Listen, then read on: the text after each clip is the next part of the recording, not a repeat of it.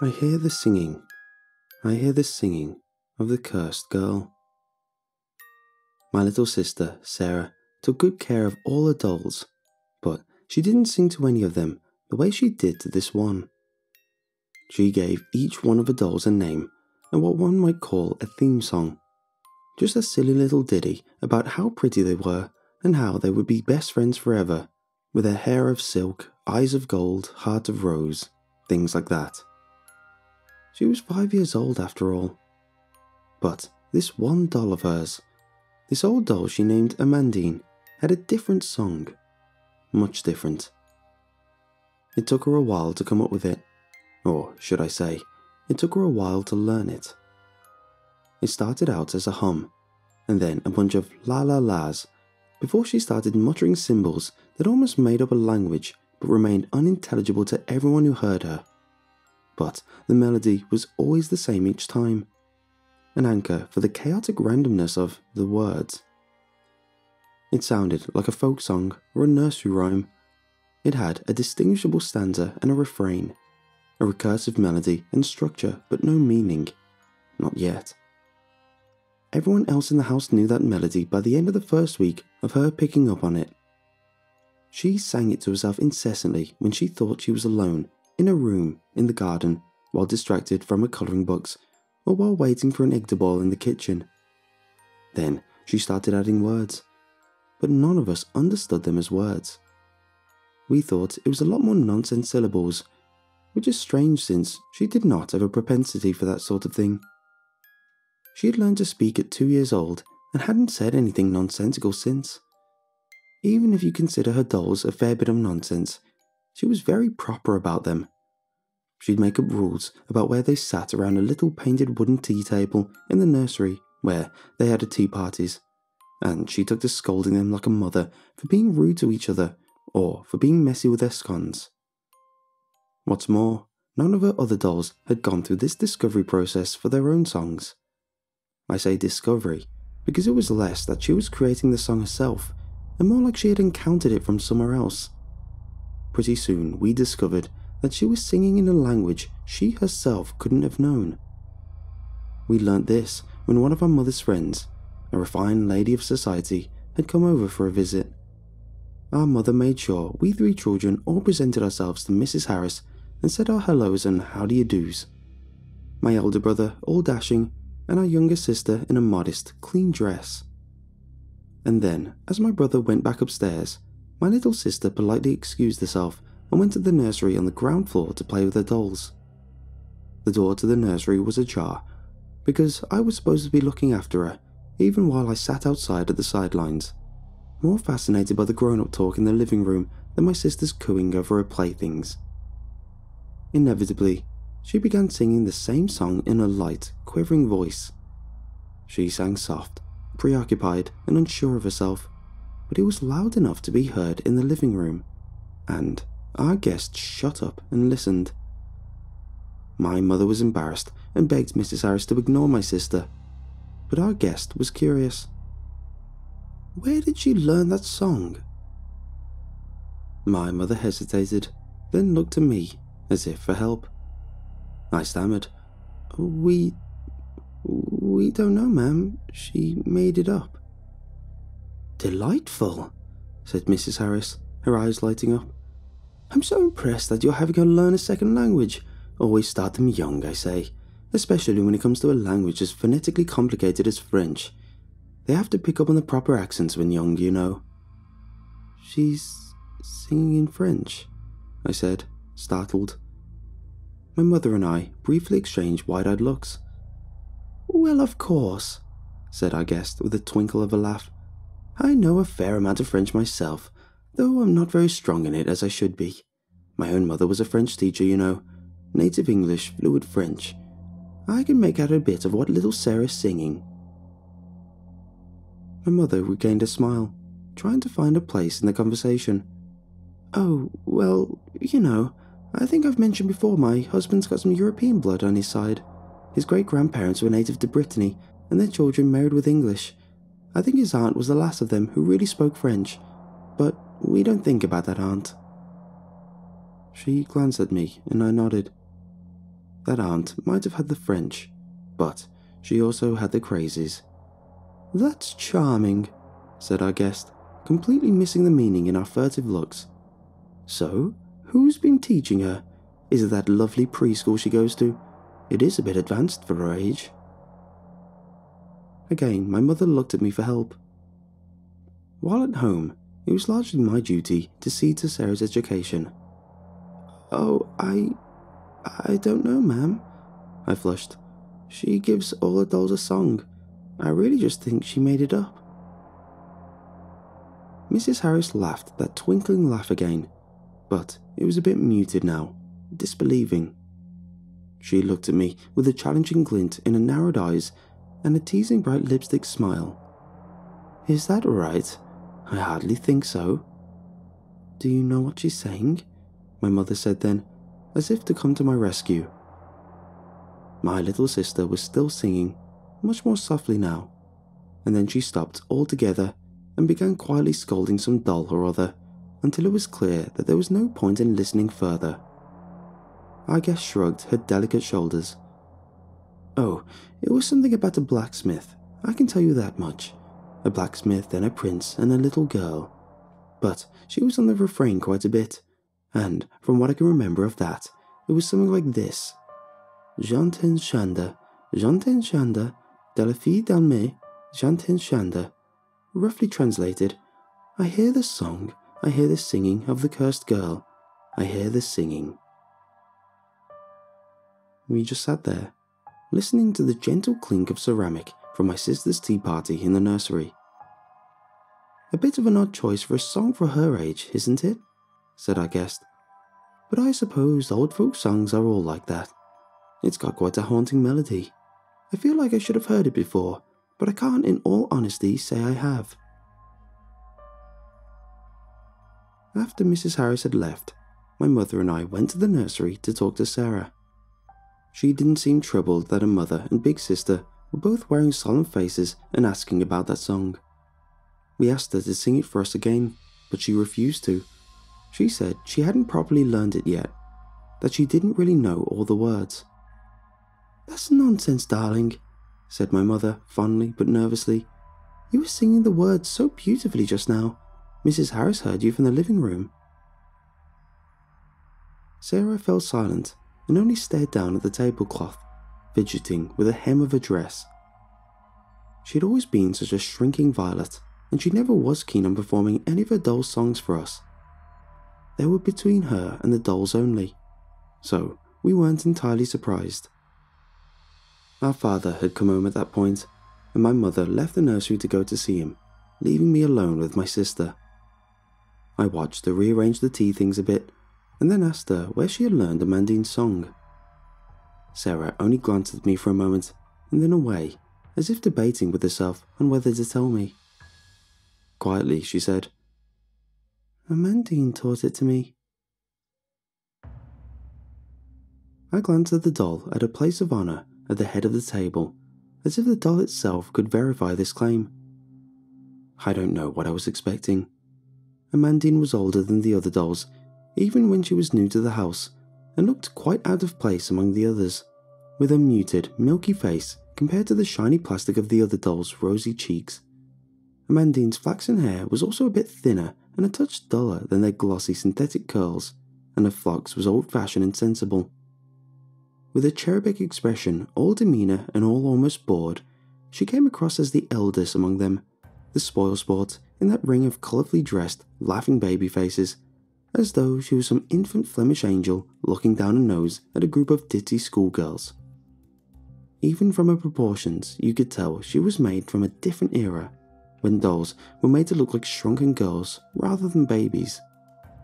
She was clean and very well taken care of with the rest of them, though I could see there were faint cracks of age creeping up from her little porcelain chin, and it seemed she was going a bit bald on one side. Her disenchanted baby blue eyes stared blankly at the wall over my shoulder.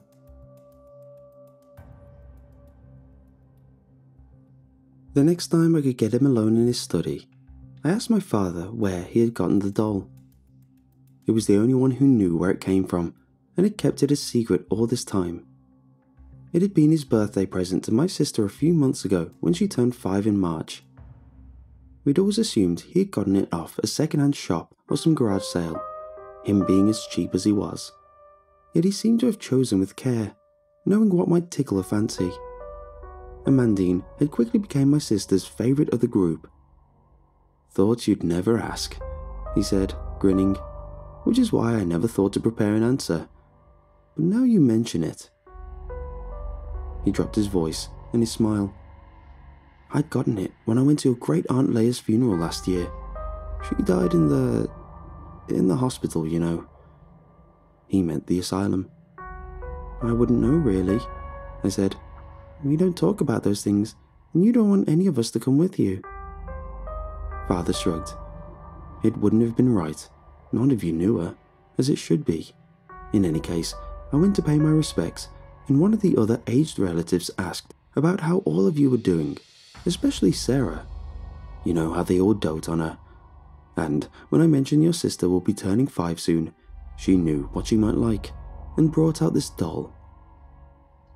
He frowned slightly, as if to recall the details from hazy memory. "It was one of the several dolls that belonged to a cousin sister of mine," he said, "the daughter of my crazed Aunt Leia. God keep her soul. I didn't know her too well. She died before I was old enough to remember. Anyway," he continued brightly, "Amandine had many dolls, I heard, quite like your little sister, and this was the only one of her collection that seemed to have survived, or aged well, I forget which, so I accepted it as a present." He smiled in conclusion, but I was still several steps behind in this anecdote, staring at him in cold shock. "Did you say Amandine?" "Yes. Who's that?"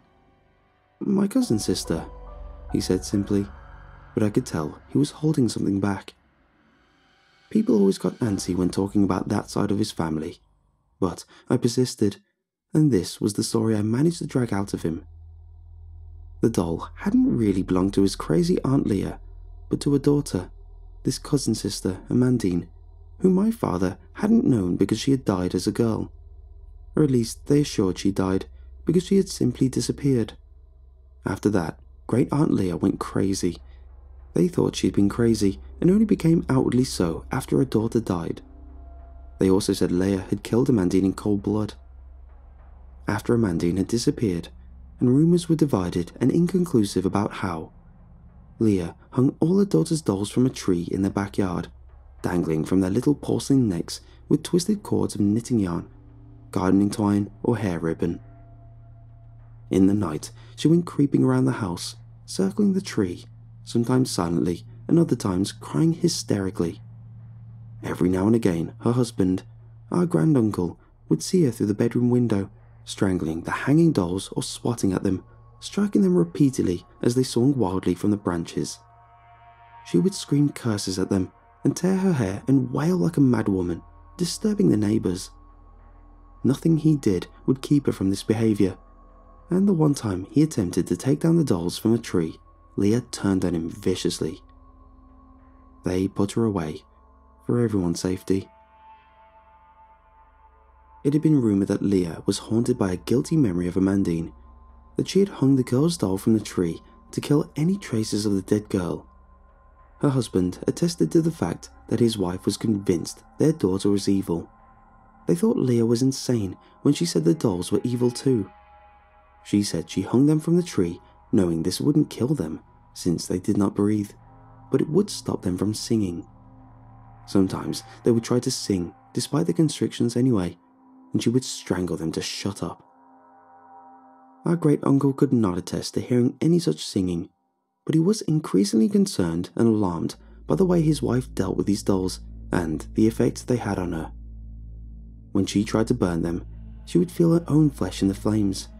She would try to bury them, but then would go and bring them back again after a few days, as if it had tormented her to leave them there. She covered them in salt and dried herbs from mystic quack doctors, then cleaned them off again, complaining of skin rashes that only cleaned up when she cleaned off the dolls. She went to a bridge and tossed a few in the river, and then had nightmares about drowning.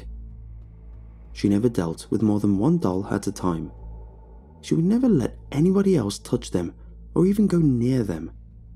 It was hard to say whether she was protecting the dolls from other people or protecting people from the dolls. Before she could get rid of all of them, she was locked away. And being asked to explain herself, she said she was waiting for forgiveness.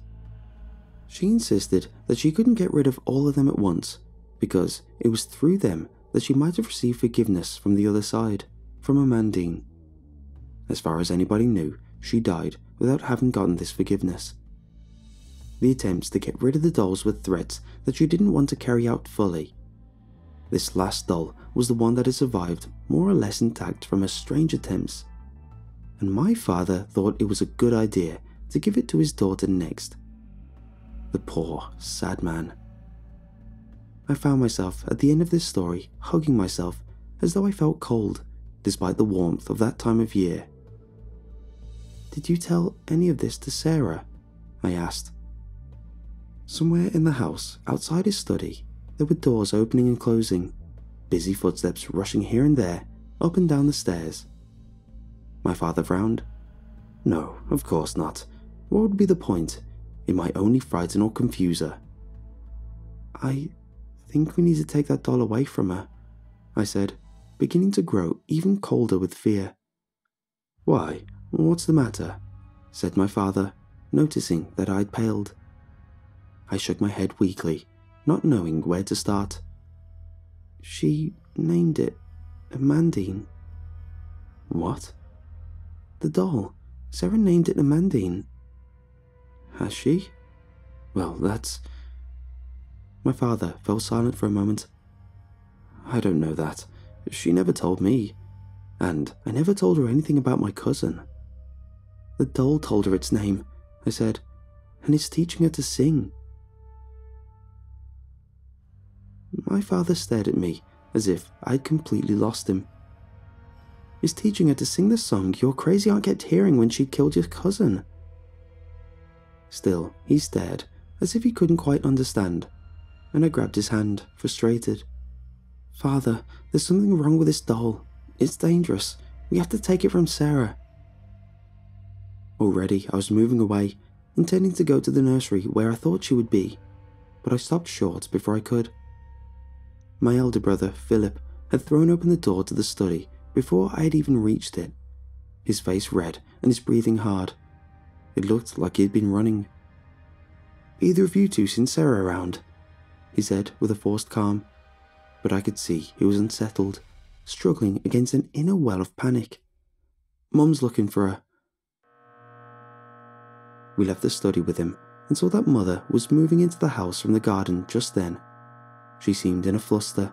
Her usually neat hair was a bit untidy, her eyes wide and her breathing shallow. "Have you seen your sister?"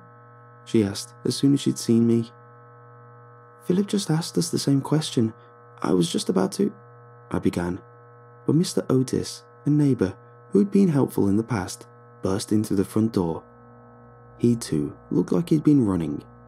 He looked at my mother with a panicked expression on his face and shook his head, just once, but it was enough to drive a knife through my heart. "What happened?" I demanded. "Sarah's gone," my brother said, before my mother could say anything. My mother swatted at his arm. "We don't know that yet, Philip.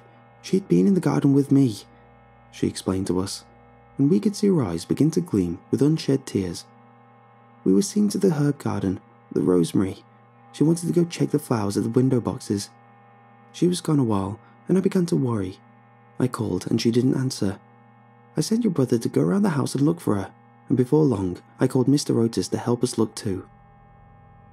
"I was about to go to the nursery," I said, breathless now too, though I hadn't been running. "She's bound to be in there."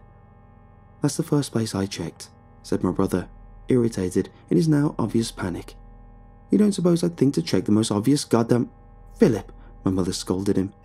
"Just check for yourself," he shouted, and turned and went back out the door, with my father and Mr. Otis close on his heels to go help him continue the search. Mother and I turned as one and went straight to the nursery. It was full of dolls and empty of my sister. everything was tidy and arranged for their eternal tea time. I stepped into the room, staring down at the little table. "Where's Amandine?" I whispered. My mother asked a question from behind me, but there was too much of a rush in my ears to hear her. I turned and pushed past her, running up the stairs 2 at a time to find Sarah's bedroom. I stopped, breathing hard at the landing. I could hear her singing, "J'entends chanter, j'entends chanter." Her voice was a bit hoarser now, as if she'd been singing for hours, but I was afraid for her to stop suddenly, sensing this would be my only connection to where she was hiding.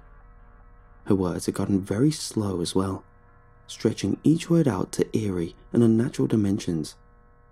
"J'entends chanter." "Sarah?"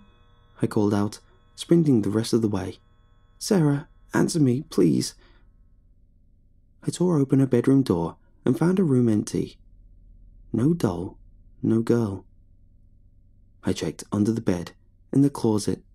Nothing in the bathroom, my brother's room, my parents' room, the kitchen, the attic, behind the curtains. I was quickly running out of places to look. I was down to the cellar and up again.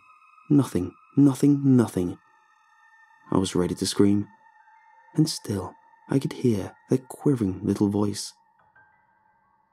"À la lune montant, j'entends l'oiseau chanter. Ma jolie, ma si jolie, fidèle la nuit." It was coming from everywhere and nowhere at once, impossibly quiet, like I myself were imagining it, or carrying the voice with me in my head.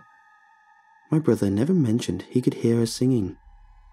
Finally, I stopped at the far end of the hallway, where there was a window looking out into the backyard and the garden. I could hear my parents downstairs, talking in increasingly concerned voices. I could hear doors opening and closing, heard them calling my sister's name out in the garden. Then I heard father on the phone with the police. I was crying now. I went to the window and lifted the sash just in time to catch a glimpse of my brother running down the street with Mr. Otis, looking left and right, stopping neighbours and asking questions. I leaned there with my hands on the edge, supporting myself. "J'entends chanter, j'entends chanter, la fille damnée, j'entends chanter." I listened and listened until I finally understood that this light, quivering voice was not my sister's. It had never been my sister's. She couldn't sing the words for us because she didn't know the words. She told us the truth. It hadn't been her singing. It never had been. "Ma jolie, ma si jolie, fille dans la nuit." I wiped my eyes and stared. In the crabapple tree in our backyard, I noticed something pale like skin hidden among the leaves. It was the missing doll, Amandine, nestled among the branches. She was hanging from a high branch by Sarah's hair ribbon twisted around her neck. "Dis-moi, ma fille, qui t'a damné, là-bas sur l'Atlantique et de la blesse. C'est cet homme le long de la mer. Chaque jour il venait m'y trouver." When I got my brother to retrieve the doll from the tree, I had it buried in our back garden. My parents did not question my decision, at least not aloud. I had been my sister's keeper, and I'd failed to protect her. They let me grieve how I wanted. Sometimes at night, I could hear a voice rising from the rose bushes, as if the roses were singing softly to themselves to keep from being afraid. I kept feeling the subconscious pull to the garden to retrieve Amandine from a living grave, but I resisted. Dreams of suffocation were a small price to pay for keeping that thing underground and away from other children. The search for the missing girl raged on in the community until it was finally abandoned. It lived on as only some exaggerated tale for other mothers to threaten their disobedient children with, but nobody ever blamed or suspected a doll. we never found Sarah again. The rest of her dolls remained silent.